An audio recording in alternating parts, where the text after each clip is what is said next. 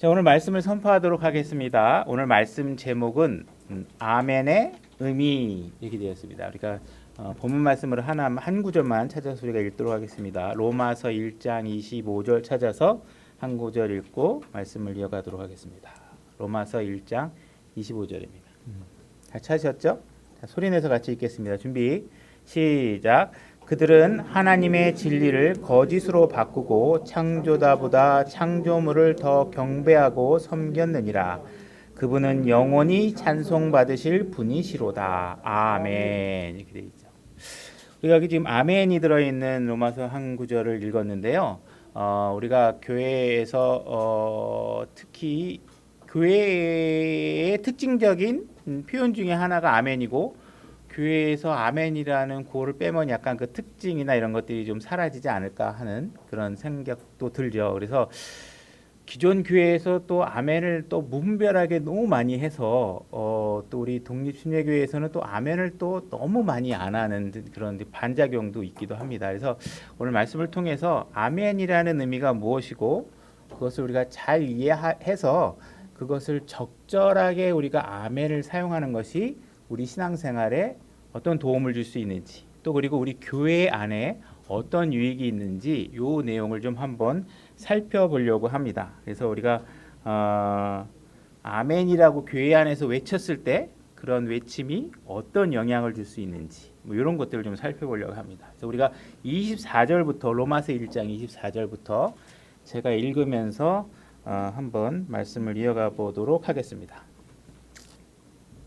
제가 읽겠습니다. 그러므로 하나님께서도 그들 마음의 정욕을 통해 부정함에 내어주사 그들이 자기들의 몸을 서로 욕되게 하셨으니 그들은 하나님의 진리를 거짓으로 바꾸고 창조자보다 창조물을 더 경배하고 섬겼느니라. 그분은 영원히 찬송받으실 분이시로다. 아멘. 이렇게 되어 있습니다.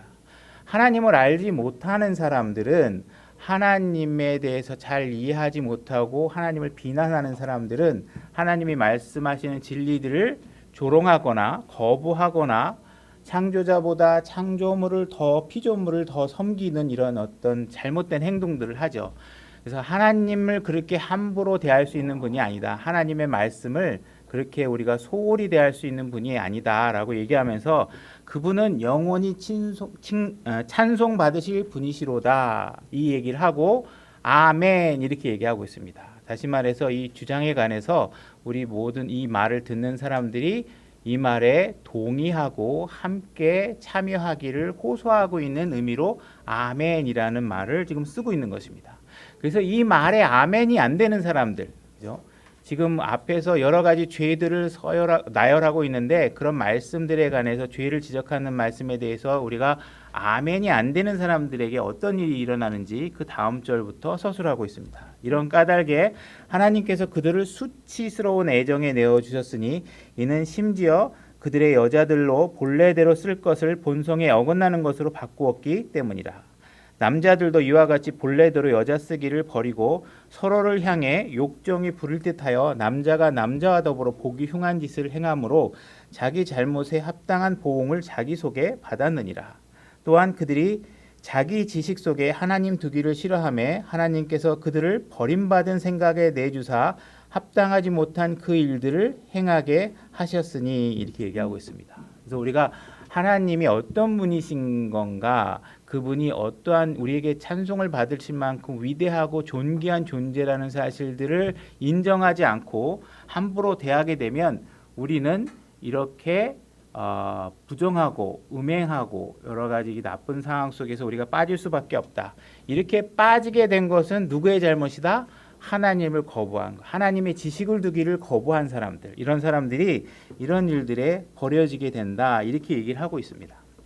우리가 그래서 하나님을 구주로 섬기고 우리가 구원받았다는 사실들은 굉장히 귀하고 값지고 감사한 일이라는 것을 우리가 알아야 됩니다. 우리가 데살로니가 후서 2장 1절로 또 가보겠습니다.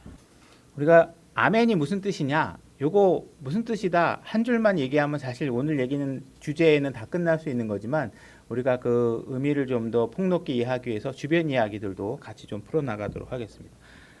데살로니가 후서 2장 1절입니다. 제가 읽겠습니다. 형제들아 우리 주 예수 그리스도의 오심과 우리가 그분께로 함께 모이는 것으로 말미암아 이제 우리가 너희에게 간청하노니 이렇게 되어 있습니다.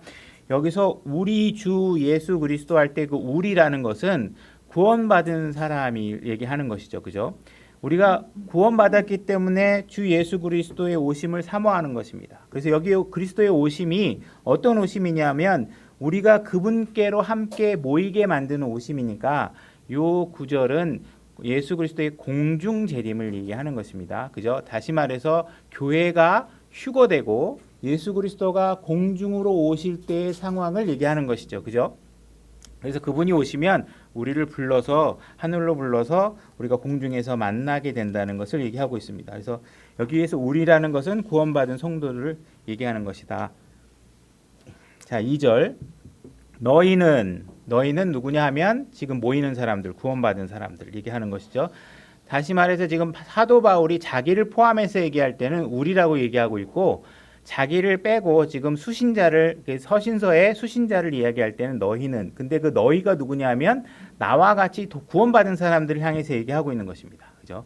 너희는 영으로나 말로나 혹은 우리에게서 왔다는 편지로나 그리스도의 날이 가까이 이르렀다 해서 쉽게 마음이 흔들리거나 불안해하지 말라. 지금 마지막 때 예를 들어서 그런 예수 그리스도가 오셔서 공중재림을 하거나 교회가 휴거되거나 하는 일로 인해서 누군가가 와서 무언가 잘못된 말로 우리를 흔들어 놓는 사람이 있을 것이다. 그러니 그런 일들에 관해서 흔들리거나 불안해하지 말라. 누구에게 얘기하고 있냐면 구원받은 사람들에게. 그죠? 구원받은 너희들은 흔들리거나 불안해하지 말라. 이렇게 얘기를 하고 있습니다. 3절. 아무도 어떤 방법으로 너희를 속이지 못하게 하라. 너희는 누군가요? 계속 너희는 구원받은 데살로니가 성도들. 자, 구원받은 사람은 속지 말어라. 많은 사람들이 와서 너를 속여서 어떻게 만든다? 불안해하고 떨리게 만들고 뭔가 긴장하게 만들고 자꾸 어수선하게 만든다는 거죠. 그죠? 그렇게 누군가가 흔들면 흔들리지 말아라. 대상은 누구냐? 구원받은 사람들. 자, 먼저 떨어져 나가는 일이 일어나고 저 죄의 사람 곧 멸망의 아들이 드러나지 아니하면 그날이 이르지 아니하리라. 이렇게 얘기하고 있습니다. 다시 말해서 멸망의 아들이다라고 나타난 게 아니라면 아직 그리스도의 재림이 이루어지지 않고 있는 거예요. 그죠? 그러나 내가 딱 봤는데 와, 멸망의 아들이 나타났네. 그러면 여러분들은 심각한 상태에 놓여 있는 거라는 거예요. 왜 그래요? 안 들려 올라갔으니까. 다시 말해서 지금 너희는 멸망의 아들이 나타나는 것을 어떻게 해요? 안 볼 거니까 멸망의 아들이 나타나지 않은 상태라면 아직 너하고 상관이 없는 것이다. 이 얘기를 하고 있는 거예요. 그죠? 그러니까 멸망의 아들이 너희들에게는 나타나지 않는다는 이야기를 쭉 하게 될 건데 멸망의 아들이 나타났다. 그러면 이거는 큰일 나는 거예요. 그러나 그것이 나타나지 않았다 그러면 아무 때도 아니에요. 여러분하고 아무 상관 있는 때가 아니에요. 그죠? 들려 올라가지 않고 있는 상황이니까 그 마지막 공중재림이 아직 안 일어났다. 먼저 떨어져 나가는 일이 생길 것이다 하는 이야기는 뭐냐 하면 멸망의 아들이 나타나는 상태라면 어떻게 된 거예요? 이미 교회는 들려 올라간 거예요. 그러면 이 땅 아래는 교회가 사라지고 성령님이 일하시는 것이 사라지고 나면 어때? 이 땅은 삭막해지고 모든 하나님에 대한 믿음에서 다 실족한 사람들만 여기 남아있기 때문에 사랑이 사라지고 그죠? 그분에 대한 구원의 소망이 다 사라지고 여기선 완전히 그런 교회가 남아있을 때와는 완전히 다른 상황이 되는 것입니다. 그죠? 그래서 이런 극명한 상황이 벌어질 것인데 그런 상황이 일어나지 않았다면 아직 예수님께서 오신 것이 아니니까 와, 여기 지금 멸망의 아들이 이미 와 있는 거 아니야? 어디 나타나 있는 거 아니야? 이렇게 여러분들이 찾을 필요가 없다는 거예요. 왜 찾을 필요가 없는지는 또 우리가 읽어보면 압니다. 4절. 그는 대적하는 자여 또 하나님이라 불리거나 혹은 경배받는 모든 것 위로 자기를 높이는 자로서 하나님처럼 하나님의 성전에 앉아 자기가 하나님인 것을 스스로 보이느니라. 자, 멸망의 아들이 나타나면 어떻게 하고 있냐 하면 어디서 숨어서 이렇게 있는 게 아니라 어떻게 해요? 예루살렘에 있는 땅에 성전에 가장 높은 곳에 딱 앉아가지고 이 세상을 통치하기 시작한다. 그러니까는 멸망의 아들이 나타난 것을 여러분들이 알 수 있어요, 없어요? 명백하게 알 수 있어요. 그죠? 그러니까 그런 상황을 여러분들이 목도했다. 그러면 여러분들은 이제 큰일 난 거예요. 그죠? 그럼 여기에 안 들어가려고 하면 어떻게 하느냐? 여러분들이 구원 안에 있으면 됩니다. 그래서 이것은 지금 하나님께 성경을 통해서 얘기해주고 있는 거예요. 멸망의 아들은 드러나게 어느 때인가 분명히 날 거고 그때는 이미 늦은 것이다. 그러니 너희들이 아직 그때가 드러나지 않았다고 하면 두려워할 것이 없다. 이렇게 얘기를 하고 있는 것입니다. 5절 내가 여전히 너희와 함께 있었을 때 이 일들을 너희에게 말한 것은 너희가 기억하지 못하느냐? 너희는 그가 그때에 드러나게 하려고 무엇이 저지하고 있는지 지금 아나니 무엇인가가 아직까지 멸망의 아들이 나타나는 것을 저지하고 있다는 거예요. 저지하고 있어서 아직 그 멸망의 아들이 나타나지 않고 있다. 자, 7절 불법의 신비가 이미 일어나고 있으나 다만 지금 막고 있는 이가 길에서 옮겨질 때까지 막으리라. 이미 사실은 적그리스도라 그래서 적그리스도가 뭐냐면 안티크라이스트라 해서 기독교를 반대하거나 반대 진영에 있는 사람이 얘기하는 거예요. 그래서 사실 적그리스도는 시대별로 계속 있어 왔었죠. 그러나 지금 그 적그리스도 중에서 지금 멸망의 아들이라고 하는 자가 나타나는, 다시 말해서 우리가 그 대환란이라고 하는 7년 환란이라는 것이 시작되는 그 시점을 알리는 멸망의 아들이 나타나는 것은 아직 나타나지 않아, 때가 아니다. 근데 막고 있는 이가 있다. 그래서 이 막고 있는 이가 누구냐에 대해서는 아직 저도 해답은 갖고 있지 않습니다.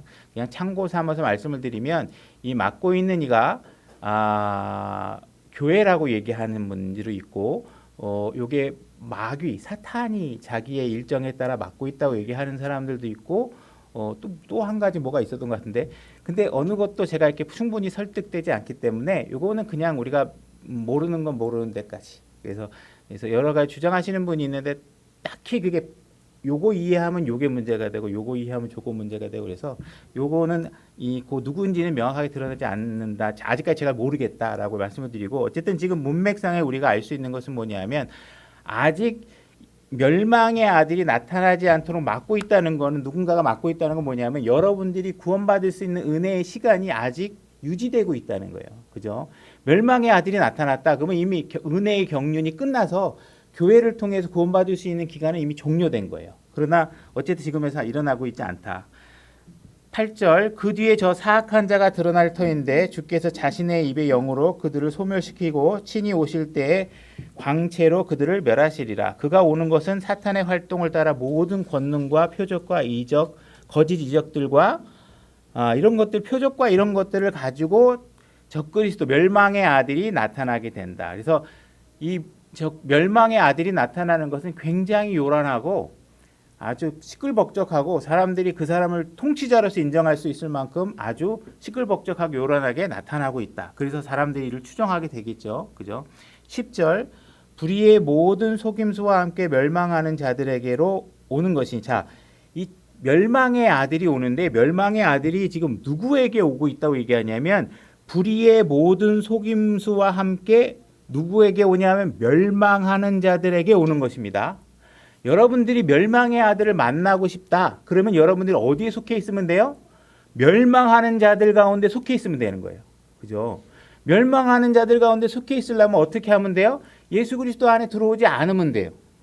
예수 그리스도 안에 들어오지 않으면 여러분 멸망하는 가운데 있을 거고 멸망하는 가운데 있으면 여러분들의 팬클럽으로 가입되는 우상인 멸망의 아들이 나타나게 되면 여러분들은 그 사람들에게 달려가게 될 것이라는 거지. 그죠?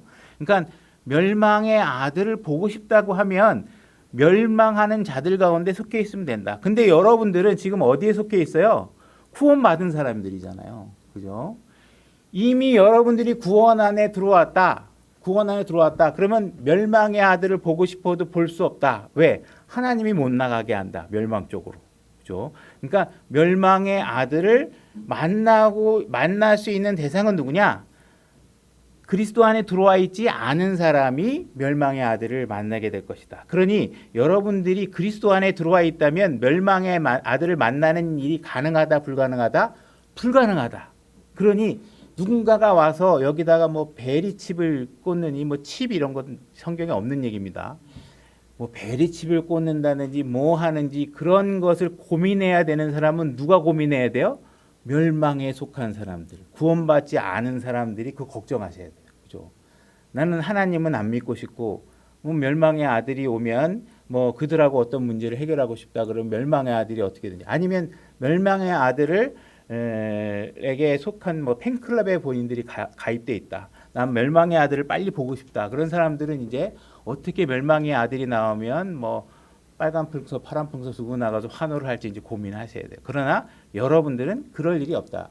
이미 예수 그리스도 안에 들어왔다면 그 바깥으로 나가는 것도 여러분들에게는 불가능하다. 11절. 그러니까 멸망하는 자들에게 10절 다시 좀 보겠습니다. 멸망하는 자들에게 오는 것이니 이는 그들이 진리의 사랑을 받아들이지 아니하여 구원을 받지 못하였기 때문이라. 그러니까 멸망하는 자들은 뭐냐? 구원받지 않은 사람들이에요. 그러니까 구원받은 사람은 멸망의 아들을 절대로 볼 수가 없다. 이 성경 말씀이잖아요. 제가 만들어낸 얘기가 아니죠. 그러니까 그거를 잘 구분하셔야 된다. 교회에 속해 있다면 그걸 볼 수 없다. 그죠? 교회에 속해 있다면 이 아들이 멸망의 아들이 나타날 때 그 전에 휴거된다. 11절. 이런 까닭에 하나님께서 그들에게 강한 미혹을 보내사. 그들이라는 건 누구예요? 그들 진리를 받아들이지 않은 자, 구원을 받지 않은 자. 그죠? 그러니까 지금 그들이라고 얘기하고 있는 것. 여러분들 너희와 우리는 어디예요? 주 예수 그리스도에 오는 걸 사모하는 사람들. 그런 사람들은 구원받은 사람들. 근데 그들은 안 믿는 사람들. 진리를 거부하는 사람들에겐 강한 미혹을 보내사 그들이 거짓말을 믿게 하시리니 이렇게 돼 있죠. 그래서 진리를 거부하는 사람, 구원받지 않은 사람들은 교회에 속하지 않은 사람들이고 이 사람은 멸망의 아들을 만나게 될 것이다. 그러나 여러분들은 그리스도 안에 들어왔다면 만날 일이 없다. 이 적그리스도에 관한 경고는 멸망의 아들은 지금 누구에게 하고 있냐? 그들에게 하고 있다. 그들은 구원받지 않은 사람이다. 12절. 이것은 진리를 믿지 아니하고 불의를 기뻐한 그들이 다 정죄를 받게 하려 하심이라. 그들이 다 정죄를 받는 것입니다. 그들은 그리스도 안에 있지 않은 사람을 계속 그들이라고 얘기하고 있는 것입니다. 그래서 바울 서신서에 논리적 패턴이 있는데 지난주에도 잠깐 언급했지만 우리, 너희 이렇게 얘기하는 건 다 구원받은 사람들 얘기하는 거예요. 그런데 그들 그러면 그리스도 안에 있지 않은 사람을 얘기하고 있는 거예요. 지금 그들은 어떤 일을 당할 것이냐면 정죄받을 사람들이고 그런 사람들은 구원받지 않은 사람들이고 그들은 진리를 거부한 사람이라 나중에 멸망의 아들이 그들을 찾아올 것이다. 그러니 그런 일들에 관해서 경고해주고 있어요. 그러니 그런 일들에 관해서 우리와는 상관이 없다. 이 얘기를 해주려고 하는 것이에요. 13절. 그러나 주께 사랑받은 형제들아. 자, 이 주께 사랑받는 형제들은 누구예요? 그들이 아니죠. 그들이 아닙니다. 우리가 너희로 인하여 항상 하나님께 감사드려야 하나니 이는 하나님께서 처음부터 너희를 택하사 성령의 거룩히 구별하심과 진리를 믿는 것을 통해 구원에 이르게 하셨느니라. 자, 그러니 여러분들은 하나님께 감사하셔야 되고 하나님을 찬양하셔야 됩니다. 왜? 우리는 멸망의 아들을 만나볼 이유가 없으니까. 그들을 볼 기회가 없으니까. 우린 그거 신경 안 써도 되니까. 그죠? 누가 이걸 걱정해야 돼요? 그들. 진리를 받아들이지 않은 사람들. 그죠? 이 사람들은 이런 것들을 걱정하셔야 돼요. 그러니까 적그리스도에 대한 경고, 멸망의 아들에 대한 경고는 계속 그들에게 주어지는 것이다. 그래서 여러분들이 그들이 되지 않는 것이 지금 중요한 것이죠. 그죠? 그들이 되어 있으면 여러분들은 멸망에 속한 사람들이고 멸망의 아들을 만나게 될 테니까 여러분들이 빨리 세상을 종말을 구하고 그리스도 안에 들어왔다면 여러분들은 멸망의 아들을 볼 일이 없으니 얼마나 감사하냐. 너희들은 구원에 이르렀다. 진리를 통해서 구원에 이르렀다. 너희는 그들이 아니다. 이 얘기를 구별해서 얘기해주고 있는 거예요. 그러니까 적그리스도에 관한 이야기를 해주고 있는 거에 대한 결론적인 방점은 어디냐? 여러분들이 구원을 받았다. 그러니 이거 걱정할 필요 없다라고 얘기를 하고 있는 거예요. 그런데 사람들이 구원받았다는 게 관심을 안 두고 적그리스도에 관한 얘기에 관심이 있어서 적그리스도가 나타난다, 뭐 칩을 맞으면 뭐 어떻게 된다 이런 얘기를 하고 있는 건 뭐냐? 멸망의 아들을 만나고 싶어서 지금 열심히 노력하고 있는 거라고밖에 생각이 안 되는 것이라는 것입니다. 그죠? 그래서 바울이 계속 구원받은 사람과 구원받지 않은 사람을 대명사로 명확하게 구분하고 있어서 그들이라고 했을 때는 구원받지 않은 사람, 우리, 너희라고 했을 때는 구원받은 사람을 명확하게 얘기하고 있다. 그래서 우리 형제들은 그런 것을 보지 않게 하셨으니 얼마나 감사한 일이냐 이 얘기를 하고 있는 것입니다. 그 이야기에 아멘 해라 뭐 이런 식입니다. 그래서 로마서 1장 5절로 한번 가보겠습니다. 그분으로 말미암아 우리가 은혜와 사도직을 맡아 그분의 이름을 위하여 모든 민족들 가운데 믿음에 순종하게 하였나니 너희도 그들 가운데서 제가 지난주에 얘기했죠. 여기 그들이라는 말은 성경에 없습니다. 영어 성경에. 그래서 너희도 예수 그리스도의 부르심을 받은 가운데 있느니라 정도로 번역하는 것이 합당합니다. 그래서 이게 바울 서신서의 패턴들을 논리적 패턴에 근거해 보면 그리고 실제로 them이라는 대명사가 없습니다. 그래서 너희 구원받은 사람들입니다. 그리스도의 부르심을 받았습니다. 바울은 로마에서 하나님께 사랑을 받고 성도로 부르심을 받은 모든 사람들에게 편지하노니 하나님 우리 아버지와 주 예수 그리스도로부터 은혜와 평강이 너희에게 있기를 원하노라. 너희는 구원받은 사람입니다. 먼저 너희 구원받은 사람들 모두로 인하여 예수 그리스도를 통해 나의 하나님께 감사하노니 이는 너희 구원받은 너희의 믿음이 온 세상에 두루 전하여 졌기 때문이라. 그래서 24절. 그래서 너희는 지금 계속 구원받은 사람을 얘기하고 있죠. 24절. 그러므로 하나님께서 그들을 그럼 구원받지 않은 사람들, 그죠? 그들 마음의 정욕을 통해 부정함에 내어 주사 그들이 자기 몸을 서로 욕되게 하였으니 이거는 구원받지 않은 사람들이죠. 그죠? 26절. 그런 까닭에 하나님께서 그들을 수치스러운 애정에 내 주셨으니 이는 심지어 그들의 여자들도 본래대로 쓸 것을 본성에 어긋나는 것으로 바꾸었기 때문이라. 그래서 그들은 수치스러운 애정에 내어주고 있는 사람들이니 그들은 구원받지 않은 사람들이다. 그래서 그들을 명확하게 쓰고 있습니다. 28절. 또한 그들이 구원받지 않은 사람들이 이렇게 읽으면 됩니다. 그들이 자기 지식 속에서 하나님을 두기를 싫어하며 하나님께서도 그들을 버림받은 생각에 내주사 합당하지 못한 그 일들을 행하게 하셨으니 이렇게 되어 있습니다. 그래서 우리가 성경을 읽을 때는 자꾸 우리가 우리의 마음에 설정되거나 편견된 방법으로 성경을 읽지 않고 성경이 지금 나에게 어떠한 방식으로 이야기를 하고 있는지를 잘 파악을 하고 성경을 읽는 것이 매우 중요합니다. 그래야 우리의 왜곡된 편견을 가지고 성경을 보지 않고 그대로 하나님께서는 지금 정확하게 아주 디테일하게 모든 단어, 대명사, 동사들을 아주 귀하게 선별해서 쓰고 있기 때문에 지금 하나님께서 우리에게 뭘 얘기해 주고 있는지를 잘 이해하셔야 됩니다. 그래서 지금 로마서도 그렇고 데살로니가 우리가 전서 이런 것도 읽은 것도 그렇고 우리가 바울 서신서가 명확하게 나라든지 우리라든지 너희라든지와 그다음에 그들 이거를 구분해서 그들 그럼 구원받지 않은 사람이라는 것을 구별해서 쓰고 있다. 그래서 그들은 진화를 믿는 사람들이고 우상을 섬기는 사람들이고 진리를 거부하는 사람들이고 하나님의 지식을 거부하는 사람들이다. 그래서 교회가 환난을 통과한다고 말하는 사람들은 자기가 그들에 속하고 싶어서 안달하고 있는 것이나 마찬가지다. 그래서 성경은 교회가 환난을 통과한다 이렇게 얘기할 수 있는 것은 없습니다. 이런 것들에 하나님께 말씀하고 계시는 이런 패턴들이나 논리적 방향들을 잘 이해하지 못하니까 여기 조금 저기 조금 가져다가 자기가 생각하는 방식대로 막 믹스를 해서 논리를 주장하게 되는 것입니다. 그래서 우리가 성경이 말하고 있는 논지들을 정확하게 이해할 수 있도록 노력하셔야 됩니다. 그래서 우리가 이 그들에 속하지 않고 우리 예수 그리스도 안에 들어와 있는 우리에 속하고 있다는 것은 매우 기쁘고 감사한 일이죠. 그래서 25절 우리가 로마서 1장 25절에 그들은 하나님의 진리를 거짓으로 바꾸고 창조자보다 창조물을 더 경배하고 섬겼느니라. 그러나 우리는 그렇지 않죠. 그래서 우리는 그분을 영원히 찬송받으실 분이라고 여겨야 된다. 거기에 대해서 아멘 하고 얘기하고 있고 여러분들이 거기에 동일하게 아멘을 외치기를 요구하고 있는 것입니다. 굉장히 중요한 문제이기 때문에 그런 것이죠. 그래서 이 아멘이라는 말은 히브리 단어이고 이 말의 의미는 나도 그렇게 동일하게 확신한다 이런 이야기를 갖고 있습니다. 그래서 이 아멘이라는 건 성경에서 독특하게 특징적으로 사용되는 것인데 누군가가 진리를 이야기한다면 성경의 진리를 얘기한다면 내가 아멘이라고 화답하는 건 무엇이냐면 그 진리가 나도 진리라고 동의한다. 그리고 그 일이 그대로 되기를 나도 소망한다라는 동의의 표시로서 하는 것이라는 것이죠. 그죠?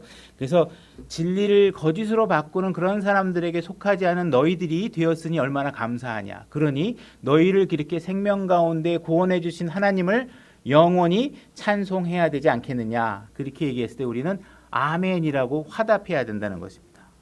구약의 사례를 한번 찾아보겠습니다. 예레미야 11장 5절로 가보겠습니다.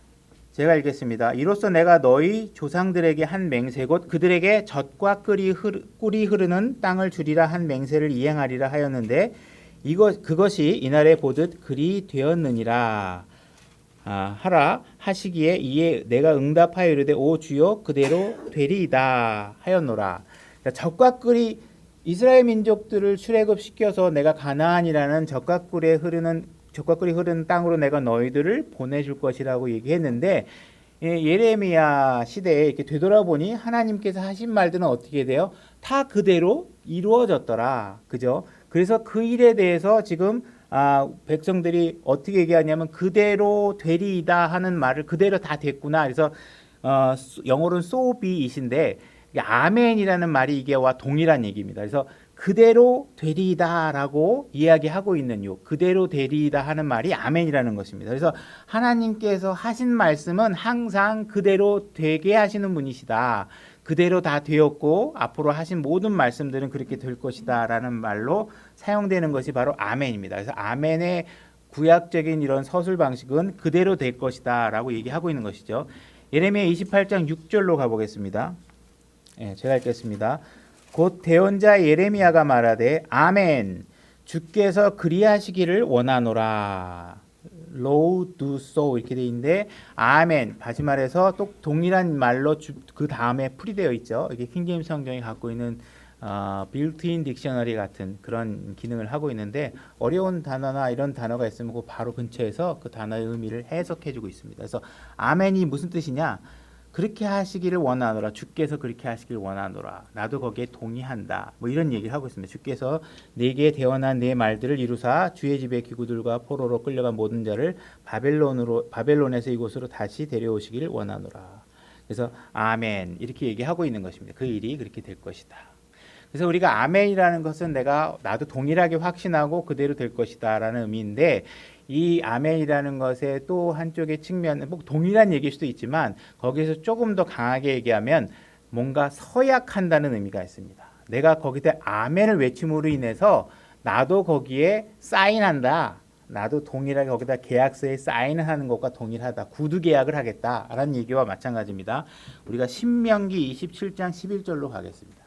이것은 지금 출애굽을 해서 광야 생활을 하다가 이제 가나안 땅으로 들어가기 이전에 요르단강 건너편에서 지금 모압이라는 땅에서 모세는 가나안 땅으로 들어갈 수 없으니까 이제 자기 백성들에게 가나안 땅으로 들어가서 지켜야 될 규례들을 읽으면서 아멘을 하도록 만드는 장면입니다. 그래서 제가 읽어보겠습니다. 모세가 바로 그날 백성에게 명하여 이르되 너희가 요르단을 건넌 뒤에 아들 곧 시므온과 레위와 유다와 이사갈과 요셉과 베냐민은 백성을 축복하기 위하여 그리심산에 서고 이들 곧 루벤과 갓과 아셀과 스불론과 단과 납달리는 저주하기 위하여 에발산에 설지니라. 레위 사람들은 큰 소리로 이스라엘 모든 사람들에게 말하고 이르기를 기술자의 손으로 만든 것 즉 새기거나 부어 만든 형상 곧 주께 가증한 것을 만들어 은밀한 곳에 두는 자는 저주를 받으리라 할 것이 온 백성은 응답하여 아멘 할지어니라 이렇게 얘기하고 있습니다. 그래서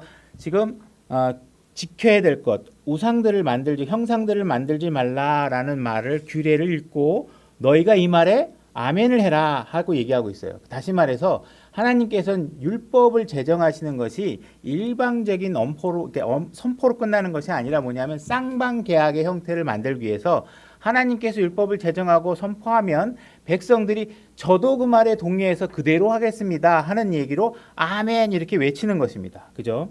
그래서 우리가 이 신명기는 지금 가나안 땅에 들어가기 전에 있었던 일인데 하나님께서 이제 출애굽하고 나서 모세에게 십계명을 주고 여러 가지 율법을 준 뒤에 처음에 출애굽하고 광야에서도 동일한 일이 일어났습니다. 여기 손가락을 잠깐 끼시고 다시 올 거니까 출애굽기 24장 7절로 가보겠습니다.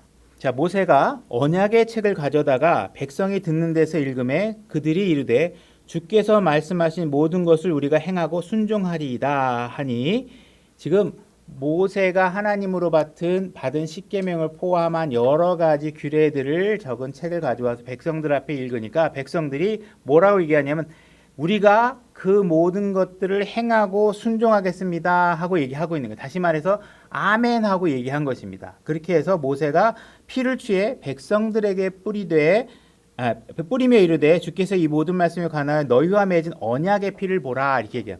다시 말해 계약이라는 것은 양자 간에 맺는 거잖아요. 그죠? 하나님께서 율법을 제정해서 줬는데 그냥 너희가 동의하는 것과 상관없이 강제적으로 해 이게 아니라 백성들이 내가 그것을 지키겠습니다라고 동의를 한 거예요. 그래서 하나님께서 그러면 계약이 성립됐다라는 거 얘기하는 거예요. 그래서 백성들이 아멘 하니까 피를 백성들에게 뿌리고 제단에 뿌리고 하면서 지장 찍고 도장 찍고 간인 찍고 해서 계약이 성립이 된 거예요. 그죠? 다시 우리 신명기 27장 16절로 오겠습니다. 제가 읽겠습니다. 자기 아버지나 어머니를 업신여기는 자는 저주를 받으리라 할 것이요 온 백성은 아멘 할지리라. 그랬을 때 온 백성이 아멘 하고 외쳤겠죠. 그죠? 지금 한번 여러분들이 상상해 보시기 바랍니다. 지금 모압 평야라는 평야에서 지금 오늘날 같이 차도가 도로가 있는 것도 아니고 지나가는 자동차가 있는 것도 아니고 건물이 있는 것도 아니고 거기 무슨 조명이 있거나 반짝반짝거리는 것도 아니고 지금 백성들이 뭐 핸드폰 뒤져보고 있는 것도 아니고 mp3 듣는 것도 아니고 전부 다 모세가 외치고 있는 누군가가 레위 사람이 외쳤든 누군가가 하나님의 규례를 정확하게 외치고 있을 때 그 고요하고 자연환경 속에서 수많은 군중이 너희가 이러고 지키겠느냐 그랬을 때 아멘 하고 막 외친 겁니다. 그죠? 이렇게 지금 한 구절 읽고 아멘, 한 구절 읽고 아멘 이렇게 하고 있는 거예요. 18절 시간 관계에 다 읽지 않고 몇 구절만 읽겠습니다. 눈먼 자로 하여금 길을 벗어나 헤매게 하는 자는 저주를 받으리라 할 것이요 온 백성은 아멘 할지어다. 그래서 온 백성이 거기서 아멘 이렇게 외치고 있는 것입니다. 그러니까 아주 하나님 말씀에 집중한 상태에서 그 말씀에 양자가 분명히 난 가나안에 들어가면 이 규례대로 다 지키겠습니다 하고 외치고 있는 거예요. 19절 나그네나 아버지 없는 자나 과부의 재판을 굳게 하는 자는 저주를 받으리라 할 것이요 온 백성은 아멘 할지니라. 그렇게 해서 욕심 같아서는 다 읽고 싶은데 다 26절까지 동일하게 여러 가지 뭐 장모하고 눕지 마라, 누이 뭐 딸 이런 사람들하고 눕지 마라 해서 왜 이렇게 음행하고 관련된 것들을 더 강조해서 얘기하고 있냐면 가나안 문화가 전부 다 음행에 관한 문화들이니까 강조하고 있는 것입니다. 그래서 거기에 가서 들어가야 될 일들에 대해서 다시 한번 확인하고 백성들에게 확약을 얻고 있는 것입니다. 그래서 아멘이라고 외치는 것은 내가 그 말에 사인했다. 나도 책임지겠다. 나도 그 말에 동의하고 거기에 행하겠다라는 말을 하고 있는 것입니다. 우리가 신약에 와서 찾아보겠습니다. 고린도후서 1장 20절로 가보겠습니다. 제가 읽겠습니다. 하나님의 모든 약속은 그분 안에서 예가 되고 그분 안에서 아멘이 되어 우리를 통해 하나님의 영광이 되느니라. 하나님께서 약속하신 모든 것은 예가 되고 반드시 그렇게 이루어지게 되어 있습니다. 그래서 그분 안에서 아멘이 된다 이렇게 얘기하고 있죠. 그래서 아멘이라는 것은 그 말이 그대로 이루어질 것이다 라는 것입니다. 계시록 3장 14절로 가보겠습니다.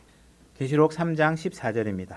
제가 읽겠습니다. 라오디게아 사람들의 교회의 천사에게 쓰라. 아멘이요 신실하고 진실한 증인이요 하나님의 창조를 시작한 이가 이것을 말하노라. 여기서 아멘이요 할 때 아멘이 영어가 첫 글자가 대문자입니다. 자 이제 여러분들 아시죠? 자 이렇게 대문자로 시작하면 누구를 얘기한다? 예수 그리스도를 얘기하신다. 한다. 그러니까 예수 그리스도는 어떤 분이냐? 하나님께서 약속하신 일들이 아멘이 되게 만드시는 분이시다. 그래서 하나님께서 무언가 약속하시고 이루고자 하는 성취하고자 하는 일이 있는 것을 예수 그리스도께서 이 땅에 오셔서 다 그대로 성취하신 분이시죠. 그래서 그분은 아멘이신 분이십니다. 그러니까 여러분들도 아멘이신 분이 돼야 되는 거죠. 그죠? 그분의 과 같이 되려고 하면 여러분들이 아멘 하는 일에 관해서 아멘이 다 이루어지도록 여러분들은 자신을 내어드려서 이 일을 이루셔야 되는 것입니다. 그죠? 그래서 약속이 예수 그리스도 안에서 이루어지는 것을 이야기하고 있고 그래서 예수님은 대문자 아멘이시기도 하신 분이십니다. 우리가 교회 안에서 많은 지금 우리가 다음 주에 설교할 이야기인데 어쨌든 그 발람의 교리라든지 이런 것들이 교회 안에 들어오고 교회가 이미 물질 만능주의, 그죠? 성도들이 많아야 헌금도 많이 거치고, 저 성도들이 나가면 인원수가 줄어들어서 헌금이 잘 안 거치고 해서 이 교회가 진리를 붙잡는 도구로 사용되기보다 어떻게 하면 이들이 많이 모여서 수입이 창출될 수 있는 구조를 만들 수 있는 것인가 나에 많이 관심을 갖다 보니까 많은 죄들이 용납되고 있는 것이 현실입니다.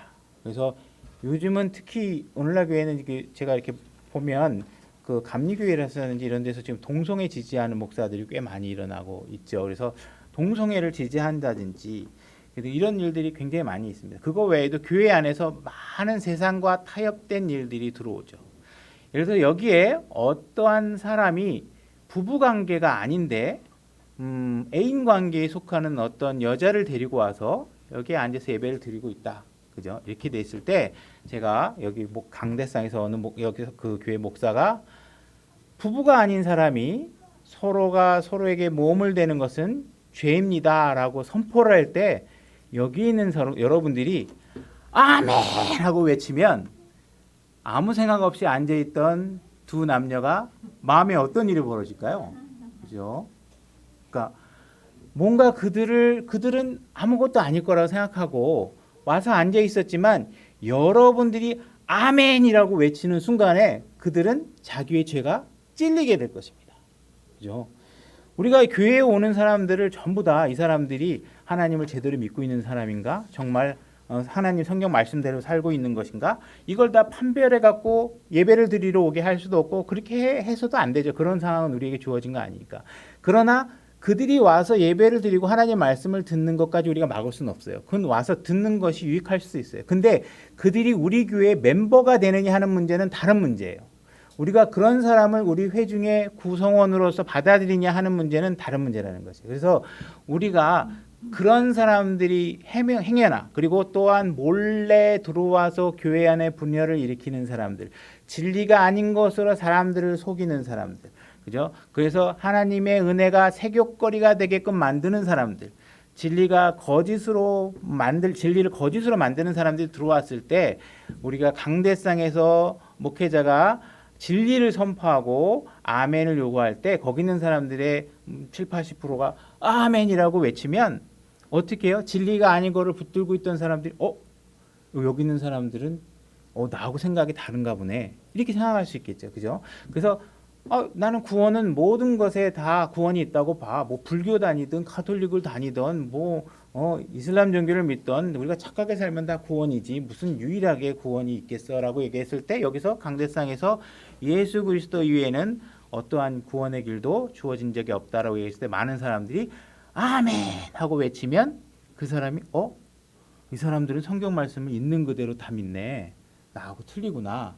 라고 알 수 있겠다는 것이죠. 그래서 여러분들이 교회 안에서 진리에 관해서 선포될 때 내가 동의될 수 있는 것에 아멘이라고 외치는 것은 아멘이라고 외치는 사람은 이것이 내가 동의된 것이기 때문에 여러분들 아멘을 통해서 여러분들의 신앙적인 삶을 다잡을 수 있고 또한 그 진리에 동의하지 않은 사람에게는 어떻게 해요?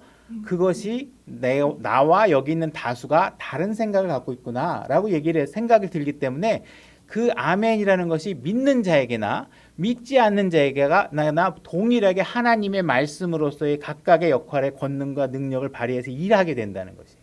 그죠? 그러니까 우리가 아멘 여러분들 절대로 혼인 관계가 아닌 상황에 서로 몸대면 안 됩니다. 아무 소리도 안 하고 이렇게 있으면 별로 중요한 얘기 아닌가 보구나 이렇게 생각할 수 있잖아요. 그죠? 거짓말하면 안 됩니다. 그런데 요즘에 거짓말 좀 한다고 누가 뭐라 그러겠어? 이렇게 생각하면 말씀의 능력이 확실하게 일어나는데 좀 효과가 덜 할 수 있겠죠. 그랬을 때 여러분들이 필요한 만큼 우리가 아멘이라고 외치게 되면 그것이 교회 안에서 유익한 일들을 해낸다는 것이에요. 그래서 여러분들에게 무언가 비대면 예배를 허용한다 이런 얘기를 했을 때 하나님께서는 분명히 모이라고 힘쓰게 해놨고 모임을 폐하는 것들이 나쁜 습관이라고 얘기하고 있는데 우리가 비대면을 허용한다는 건 예배를 허용하지 않는다는 거예요. 그죠? 그러면 우리가 비대면은 예배가 아닙니다. 하나님께서 모이라고 하셨습니다. 그랬을 때 여러분들이 아멘 할 때 우리가 하나님의 말씀보다 세상의 이야기에 우리의 마음이 점령되면 안 되겠구나 하는 이야기들 우리 마음속에 다 잡을 수가 있겠죠. 그래서 아멘이라는 것은 그 말에 동의하는 사람에게나 동의하지 않는 사람에게나 일할 수 있게 된다는 것입니다. 그래서 아멘이라는 것이 설교 중에 올바르게 사용되지 않고 만약에 무분별하게 여러분들 뭐 장가 갈 줄 믿습니까? 뭐 아무 말에나 막 요구를 해갖고 그냥 우리 청년들 다 장가 갈 줄 믿습니다. 아멘 뭐 이런 걸 막 해가지고 성경의 진리가 아닌 것에 막 아멘을 요구한다거나 자기에게 불필요하게 관심을 집중시키기 위해서 아멘을 요구하거나 그래서 뭐 추임새처럼 얘기하는 것은 잘못된 것이죠. 그러나 우리가 뭔가 하나님 말씀에 내가 감동이 오고 내가 뭔가 그 말에 신앙심을 다잡고 내가 거기에 동의해야 되겠다 이런 생각이 들어가지고 막 손을 흔들고 아멘 이렇게 하고 막 뭐 박수치고 뭐 예를 들어서 막 이렇게 한다 그러면 그것이 정말 적절하게 일어난 것이라면 좋은 것이죠. 그죠? 누군가가 보고 저 사람 하나님의 말씀이 뭔가 움직이는 게 있고 마음에 감동이 됐고 했나 보다 하고 할 수 있겠죠. 근데 만약에 이것이 아니라 뭔가 다른 사람의 시선을 의식해서 내가 관심을 받고 싶은 마음 때문에 뭔가 과도하게 리액션을 한다면 그건 또 잘못될 수 있겠죠. 만약에 제가 또 여기서 아내의 잘못된 부분을 얘기해서 여러분들 아내는 이러면 안 됩니다 라고 얘기했는데 어떤 한 형제가 아멘 그러면 그 말은 뭐예요? 내 마누라가 지금 그렇게 한다는 얘기가 되잖아요. 그러면 그것은 적절하게 사용된 방법이 아니겠죠. 그래서 누군가가 내가 하나님 말씀에 내가 감동하고 결기를 다지기 위해서 앞으로 걸어나와서 무릎을 꿇고 기도하고 하는 것들이 정말 마음에서 진심에 나와서 하는 거라면 오케이. 그러나 막 걸어나오고 뭐 할 때 이것이 그냥 마음과 상관없이 그냥 뭔가 다른 사람의 시선을 의식해서 뭔가 해야 될 것 같아서 이런 식으로 가식적으로 이루어진 것이라면 그건 하나님께서 주신 좋은 것들을 잘못된 방법으로 사용하는 경우가 되는 것입니다. 그래서 우리가 아무리 그것이 좋은 것이지만 그것이 잘못된 방법으로 사용되게 되면 하나님께서 안타깝게 생각하겠죠. 그래서 우리가 그런 좋은 방법들, 하나님이 선하게 주신 방법들, 사용하게 하는 것들을 정말 선한 방법으로 잘 사용할 수 있도록 하는 것이 합당한 것입니다. 그래서 오늘 아멘에 관한 주제는 여기까지 마치긴 했는데 조금 이른 것 같으니까 몇 가지만 더 하도록 하겠습니다. 로마서 1장 24절로 가보겠습니다. 제가 읽겠습니다. 그러므로 하나님께서 그들 마음의 정욕을 통해 부정함에 내어주사 마음의 정욕을 통해 부정함에 내어주사 이 표현이 이 로마서에서 처음 등장한 표현이 아닙니다. 구약에서 한번 나오는데 시편 81편으로 가보겠습니다. 제가 읽겠습니다. 나는 너를 이집트 땅에서 데리고 나온 주 내 하나님이니 내 입을 크게 열라 내가 그것을 채우리라. 그러나 내 백성이 내 음성에 귀를 기울이려 하지 아니하며 이스라엘이 내게서 아무것도 원치 아니하였도다. 자, 지금 이스라엘 백성이 하나님 말씀에 귀를 기울이지 않고 원하지 않았다는 것이에요. 그죠? 백성들이 안 했다는 거예요. 그러므로 내가 그들 마음의 정욕에 넘겨주매. 여기서 로마서에서 나왔던 동일한 표현입니다. 그래서 그들의 마음에 넘겨준 사건은 무엇 때문에 일어났냐면 그들이 하나님의 말씀을 받으려고 하지 않기 때문에. 하나님의 말씀을 거부하고 그분의 존재를 인정하지 않고 그분의 능력을 인정하지 않으니까. 그래서 하나님께서 하실 수 있는 일은 뭐야? 그 다음에 그러면 네 맘대로 해라. 이렇게 되는 거예요. 그죠? 그래서 그들이 자신들의 계획 안에서 걸었도다. 하나님의 말씀의 계획 안에서 걷지 않고 뭐예요? 내 마음의 계획 안에서 걸었다. 그들이 바라고 있고 그들이 원하고 있고 그들이 욕정이 향하고 있는 곳을 향해서 걸어가게 냅두는 것이죠. 그죠? 내 백성이 내 말에 귀를 기울이지 않고 이스라엘이 내 길로 걸었더라면 얼마나 좋았을까. 그리하였더라면 내가 곧 그들의 원수를 정복하고 내 손을 돌려 그들의 대적들을 쳤을 것이다. 하나님께서 전쟁을 하라고 하실 때 실질적으로 전쟁은 누가 하시나요? 여기 보면 내 손, 주님께서 자신의 손으로 전쟁을 하십니다.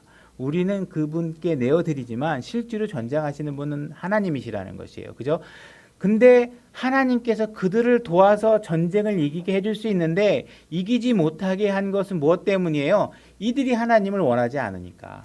이들이 하나님께서 나의 구주라고 생각하지 않고 나에게 전쟁을 이기게 해주시는 분이라고 생각하지 않고 그들은 자기들의 물질적인 축복을 주는 신이 하나님이라고 생각한 거예요. 그래서 막 다산의 신, 막 이런 것들, 막 축복, 농사 잘 되게 해주는 신, 뭐 아스다롯, 막 그 신들이 다 뭐예요? 물질적인 축복을 주는 신들이에요. 그래서 그 신을 갖다 놓고 뭐라 그러는 거예요? 이분이 이 하나님이 여호와 하나님이라고 얘기하는 거예요. 물질을 주는 축복의 신을 섬기는 거예요. 근데 하나님을 거부하는 거죠. 그러니 하나님께서 이들을 도와줄 수 없다는 것이에요. 그러니까 이스라엘 민족이 바빌론으로 끌려가고 아수르에게 멸망돼서 끌려가는 이 일들이 벌어지는 일들은 그렇게 되도록 예정되어 있던 것이 아니라 무엇이에요? 이들이 원하지 않았다는 것이에요. 어떤 사람들은 내가 막 나쁜 일을 하고 그러면 언젠가 하나님께서 이 일을 못하게 멈추게 해주실 거야 라고 생각하는 사람들이 있습니다. 그죠? 언젠가 하나님께서 내 경고를 해갖고 내가 더 이상 음행을 못하게 할 거야. 더 이상 내가 사기 못 치게 할 거야.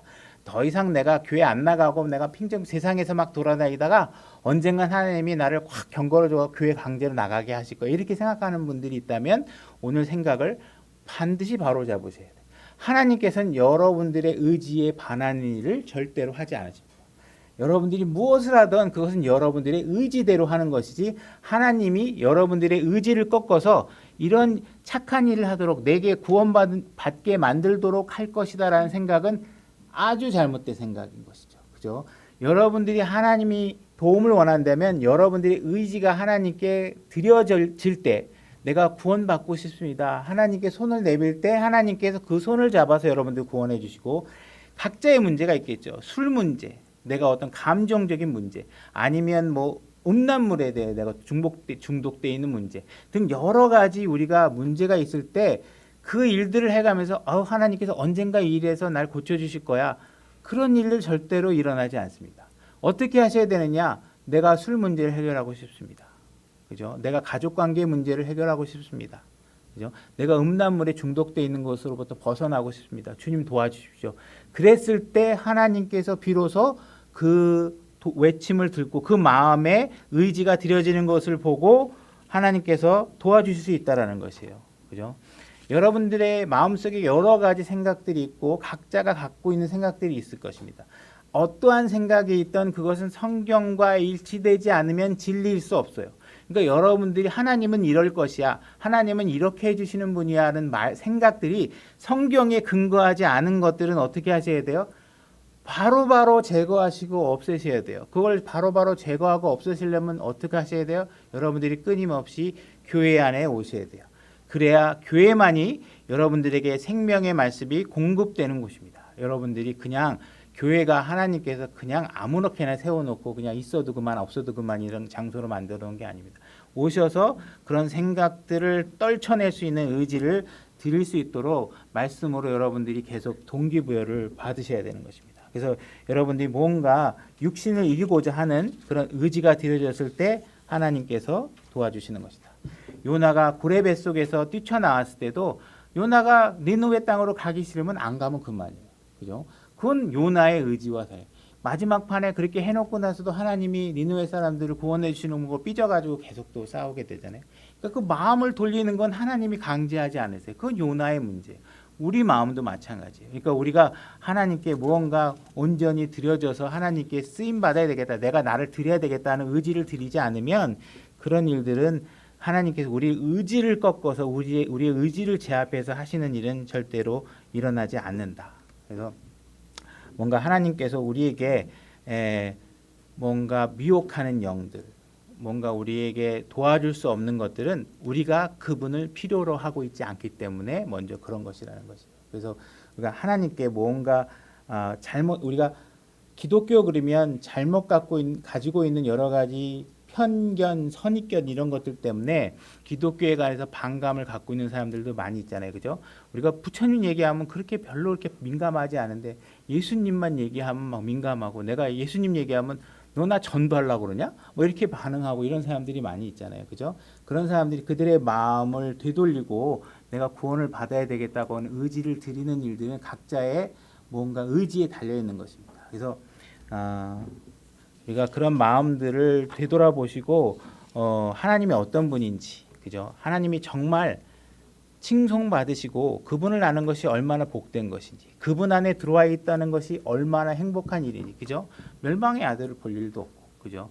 여러분들을 이미 구원받은 순간에 모든 풀 코스에 예약되어 있는 과정들은 저 예루살렘 성에서 여러분들이 행복하게 예수 그리스도와 살릴 일만 남아 있는 거예요.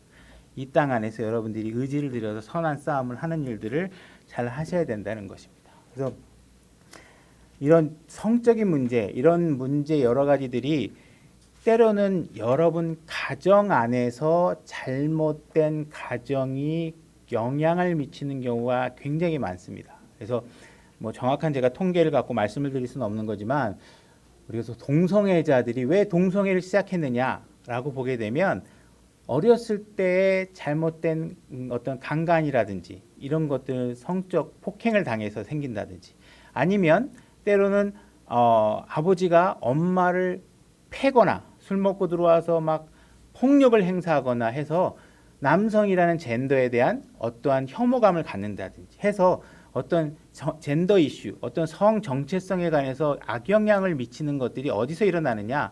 우리가 가정 안에서 엄마나 아버지가 얼마나 정확한 성 역할을 해주느냐가 자녀들에게 엄청난 영향을 미치고 있다는 사실들을 아셔야 된다는 것이에요.